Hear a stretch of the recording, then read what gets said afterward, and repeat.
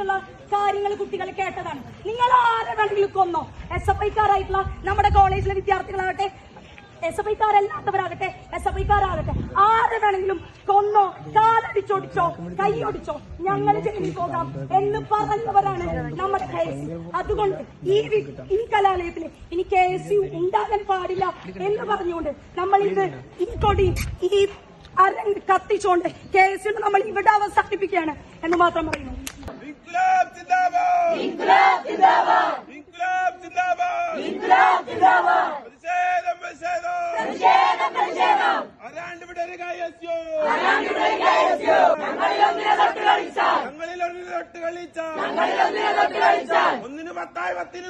ഒന്നിന് 10 10 100 തിരിച്ചടിക്കും കട്ടായോ പ്രതിഷേധം